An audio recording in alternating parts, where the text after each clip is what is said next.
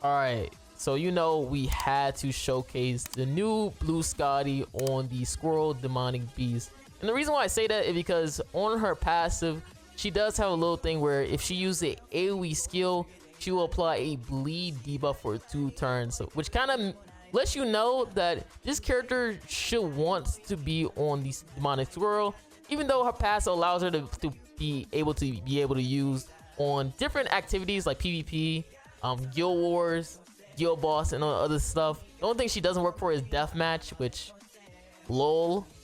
But she also is a really good character because again, for every debuff applied to the allies, she increases allies base stats by 5%, max to 20%, and she can decrease the enemy's attack rate stats by 5%, max to 20%.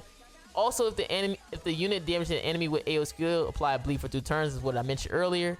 And for every debuff applied to an enemy, increase allies damage by 5%, max to 20%. Ooh, that is, again, this is a very helpful passive for the Demonic Squirrel. Getting that extra 20% basic stats is going to be very, very helpful because again, like, you want to make sure your character is as tanky as possible, and you get to lower the squirrel attack related stats as well. So his crits won't hit as hard, or he's gonna have a lower chance of critting, right? So that's gonna be really, really nice when you pair those alongside of Valenti too. Valenti is a really good squirrel unit. So this is the team I'm going to be using. Now I'm using Fatoria. Again, I do have her 6/6 and all that good stuff, which means I'm going to be giving my allies 30% attack related stats and 30% defense related stats when I do ult. It gives me that nice Queen Blessing buff. And the reason why I'm not using DK Meliodas, because I know a lot of people are going to ask me why I'm not using DK Meliodas, because when I explain her passive, she wants to get debuffed. And this man, DK Meliodas, he auto cleanses your debuffs. So that is going to be really bad, especially because, again, Valenti can cleanse with her using her own attack cards. And then you have Liz with a buff cleanse card. So that is going to be 3 characters who will cleanse SKADI debuffs, making her pretty much useless in the match, or the Demonic Beast. So that's why you don't want to use DK Meliodas with her. Like, literally, I would recommend you just don't use her at all if you're going to try to use DK Meliodas. I'm being completely honest. Don't use her if you're going to use DK Meliodas, because it's not going to be that great of a showcase with her. I'm going to be honest with you. So hopefully you guys enjoyed the video. Make sure you guys like and subscribe again, and let me know, man, how do you feel about SKADI? Alright, so the long-awaited blue SKADI versus the Demonic Squirrel video is here. I know it took me a long time to do this video for you guys because I'm be honest, man, I was at work, man. I stayed up early this morning to showcase the Gallon videos and stuff like that, which I'm not gonna lie, Gallon literally disappointed me right there. But here we are showcasing pretty much SKADI and all the good stuff. And I actually do like SKADI. Like, SKADI, if you can keep the debuffs on her, she is a really good character, honestly, man. She is a really good character because if you don't know, it says for every debuff applied to allies, increase allies base stats by 5%, max to 20%. So for each debuff, she's gonna give you like pretty much 20% base stats, because on a squirrel, you do debuff a lot. And it decreases enemies attack related stats by 5% as well. So you're also decreasing the squirrel attack related stats by a little bit, which could be very helpful. And then again, this character, if she uses an AoE skill, will apply a bleed for 2 turns, which lets you know that she really wants to be, or not want to, but she can work very well on the squirrel. Now, for my whole issue with her is again, you have to keep the debuffs, right? And sometimes when it comes to the squirrel, it's very hard to keep those debuffs, which is very sucky when it comes to using this type of character. So that's why I really don't like SKADI at the moment. Again, what I feel like was going to happen is SKADI might seem pretty trash right now at the moment, but when we get like a artifact card set that will make you pretty much immune to petrification, SKADI is going to be, oh my, like, just legit a must summon character. I'm not gonna lie to you, bro. That's just how good she is if she doesn't get petrified. Now again, on the later floors, that's where she starts to get petrified from the boss. And that's why I say for right now, SKADI isn't the greatest, but sometimes the devs do that for certain characters. Like you guys remember Freya? Remember when a lot of people was like Freya was like a skip for most players, and then boom, the devs come back with a holy relic made for Freya for Nidhogg. And guess what ended up happening? She became a Nidhogg unit forever. Legit forever. And now a lot, because so many people skipped her, they were just struggling trying to defeat the demonic beast Nidhogg for so long. Because remember guys, I think the other character that came out other than Freya was like Rid Miguel, which literally did nothing for that demonic beast, right? So that just lets you know that sometimes the developers really just sometimes shaft the unit at the beginning, and all it takes is them to release like that missing half for that character, which for SKADI will be a new artifact card set. Probably the artifact card set is going to be for making you immune to petrification, which if she gets that for artifact card sets, she's going to be the best unit for the demonic squirrel. I'm going to say it right here, right now. So again, I already know a lot of players are going to be like, yo, Marilli, but she sucks right now, so easy skip, which again is true. She is at the moment a very easy skip, especially for anniversary. But let's be honest, man, you was going to skip regardless, okay? I don't know why people be like, oh my god, easy skip. Like, you wasn't going to skip anyways, all right? Anybody with 2 eyes who don't have a gambling addiction was going to skip a SKADI, especially when anniversary is literally a couple weeks, all right? Like, the comments when they be like, oh my god, easy skip, huh? You just be killing me, because I'm like, bro, we all know you was gonna skip regardless. All right, you thought just being good on squirrel was gonna make it so you summon. Some of y'all probably didn't even summon on Blue Valenti, all right? And Blue Valenti make the squirrel easy too, and y'all skipped her. So I already knew like you guys are gonna skip regardless. It don't even matter what the character does. The character could be like a god tier character. The character could one hit KO in PvP, and you guys are probably still gonna try to skip. Just because the anniversary is going to be super good. Like again, anniversary characters are characters who usually are just game breaking. Like they usually change the meta of the game for PvP and PvE in general. That's usually how anniversary usually goes. Again, they sometimes come in with a weird gimmick what we've seen with Transcendent Bond, where Transcendent Bond was the anniversary character, and he was just okay-ish on release, but when he got his little buff, then boom, that's when we saw, oh my god, infinite potential. This man has still been on the Sins team since then, anniversary of last year, and still probably even, you can probably say even still one of the best characters on the Sins team, just because how versatile he is on many teams. Like he can be paired alongside of fairies, Sins, humans, like you name it. So it could be the same thing when it comes to the next anniversary character, where the character is just so good that he lasts like a whole year in terms of being on the meta. Hopefully he won't. Hopefully he doesn't have that bomb moment where the character has to get buffed, right? We're hoping that does not happen, but who knows when it comes to the developers, because we will let them know like, okay, this character sucks. But yeah, I really like SKADI. SKADI, really fun character, really cool character. Unfortunately, you know, she just came out on a bad time, honestly. Unfortunately, the devs shafted her by not releasing her with the artifact card set, which again, we don't know when that will be, because again, that means you will have to farm up Nidhogg, which, let's be honest, they should have did that for pretty much this week, because you have the double event where you can get the what's the floor 3 clear reward double, and it's half off AP as well. So they kind of just dropped the ball when it came to releasing her artifact card set, because you're gonna have to re-farm up Nidhogg, like, because they haven't still dropped the Nidhogg artifact card set, so you're gonna have to farm up Nidhogg again, bro,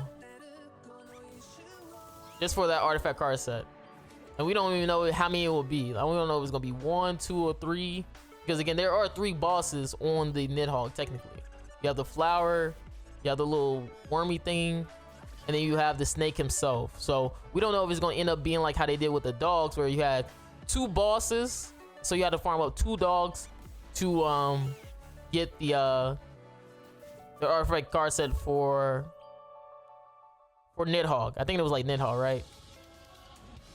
Because you had to farm up the black and the white wolf artifact card set. So again, we don't know what will happen. We don't know if you have to farm up 3, so you have to try to find 3 cards.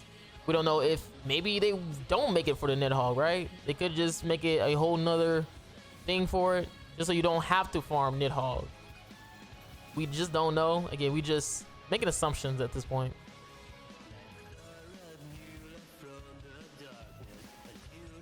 But yeah, SKADI, really cool character. A lot of players wanted me to use also DK Meliodas for Squirrel, and honestly, DK Meliodas just, I'm not gonna lie to you, he just sounds like he will suck with SKADI.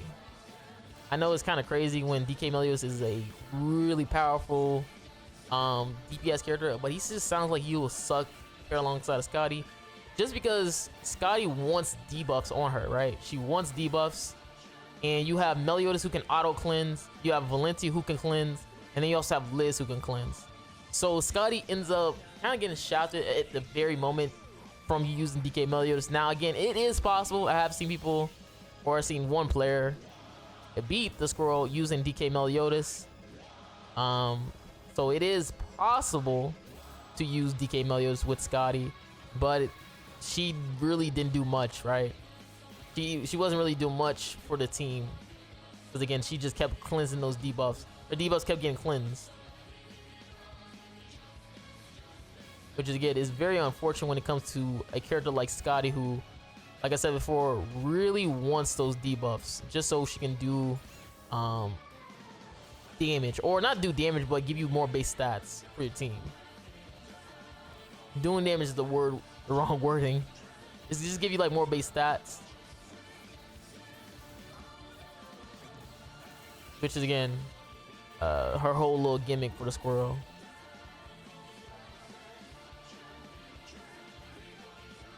And you can see, again, she makes floor 2 pretty nice, pretty easy. I'm not gonna lie to you, I did like Shalltear a lot better than SKADI. Unfortunately, because SKADI, she just, I don't know, like, Shalltear is really good because she ends up being a DPS and a healer at the same time too.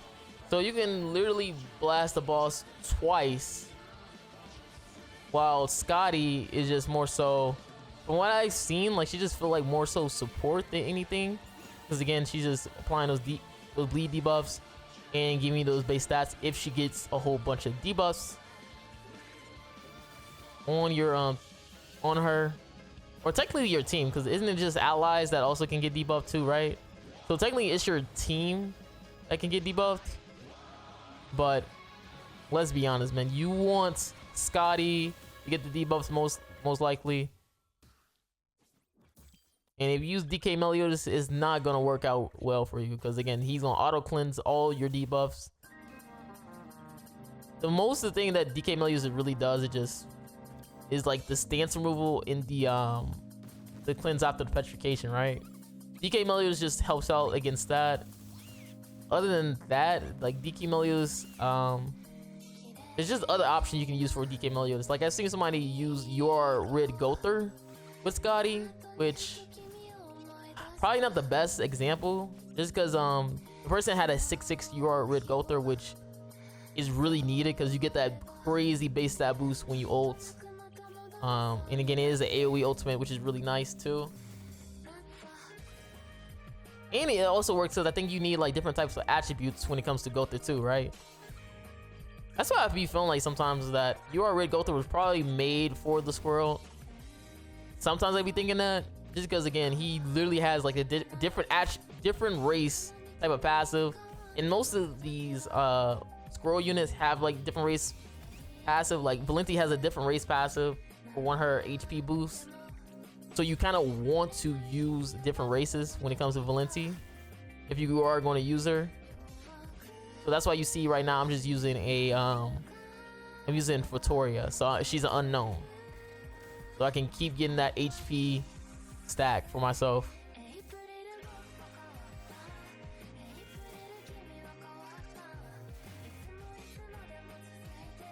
So we're gonna be doing this. Hopefully my footage isn't too bad at the beginning. I think, because sometimes if I like sometimes if I record and I'm also like encoding like one of my recordings, it makes like the video like freeze a little bit from my recording. I forget if I was doing that while I was recording this squirrel video. I forget. So if it freezes a little bit at the beginning, that's my bad. Like I was just trying to record this SKADI video as quickly as possible, because I did floor 1 and floor 2 this morning. It was just like floor 3 I was having troubles with SKADI, just because SKADI just kept getting petrified, losing her debuffs, and you just didn't have your base stats. And I'm probably doing a lot of rambling, probably not explaining like what's the go-to when it comes to this team, but you should already know how the score works, right? Like you just want to do the debuffs in the order that I have it as you can see. We start off with shock, bleed, and then poison, and then he's gonna move to the left side, which you want to keep on the left side just because you want to get rid of the right log and the middle log. So that's why I keep my ultimates, because it's really nice that the logs doesn't have damage cap. Now this phase right here, this is perfect for SKADI, right? Because again, the boss debuffs you a lot, and one of the perfect things about this is that he single targets you, so he's not using his petrification. This floor phase 2, this is where SKADI passive pops off the most, right? This is the passive. This is where SKADI, you start to see, okay, SKADI could be really, really good for the squirrel, because you're lowering his attack related stats, you're gaining 20% base stats. This is really nice.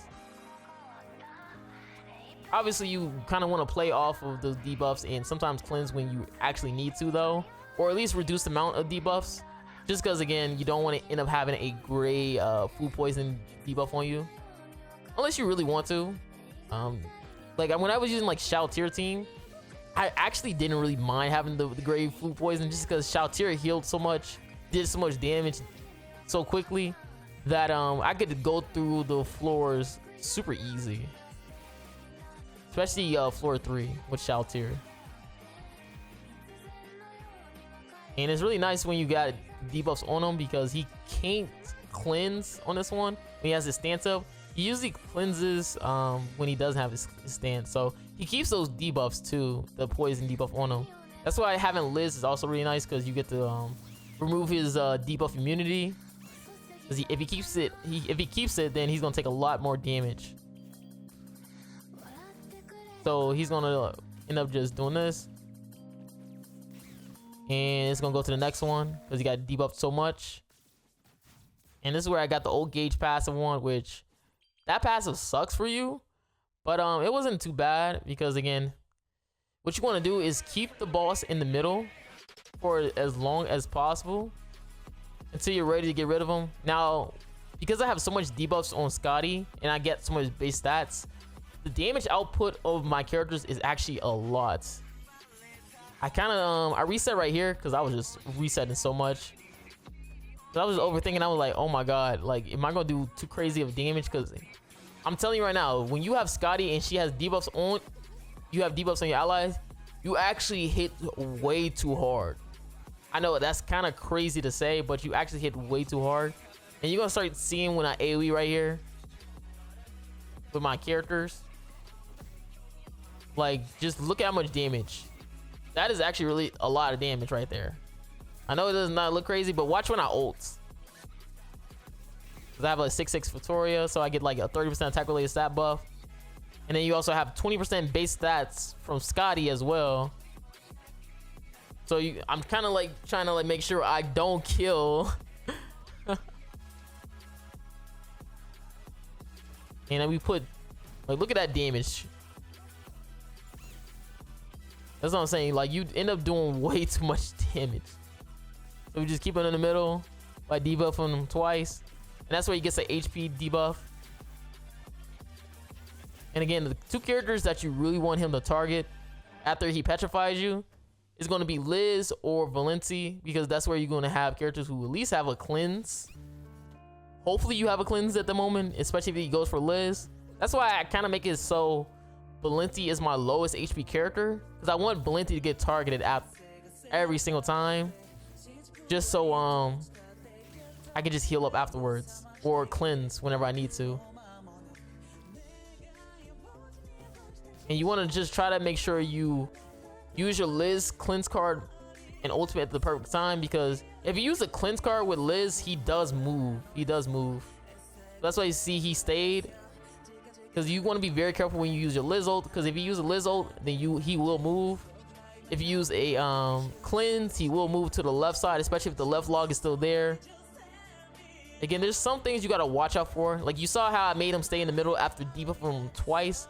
If you use two normal debuff attack cards and not your ultimates, he's going to stay in the middle or move to the middle. And this is you see where I'm just debuffing myself with SKADI, just so I can keep getting my base stats and all that good stuff. Again, I want the maximum amount of passive. And we lowered his attack related stats by 20% as well. And this is where I just move my cards, because SKADI's gonna let me heal up a little bit. If I had like a 6-6 SKADI, it'd be a lot better in terms of a heal or damage. But again, that's why I made sure I keep my debuffs on SKADI, just so we can lower his attack related stats and we get those base stats.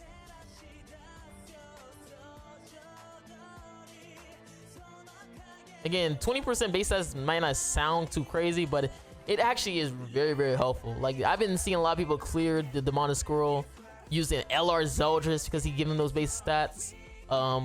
The new green giant Deanne, because she gives them those base stats. That base stat does matter a lot for clearing, especially depending on how your box CC is set up too. You can see I got another cleanse, and we're gonna ult again, and he out of immortality, so this is gonna be pretty much GG pretty soon. So we ult right here.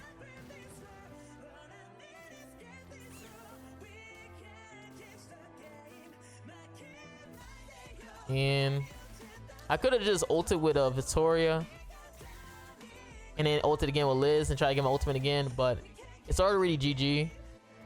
All it's gonna take is me doing this, healing again afterwards, because we just do so much damage right here. So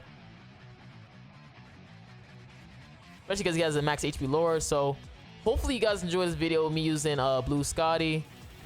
She has a lot of potential, but we have to wait and see if she will get a artifact card set make you immune to petrified.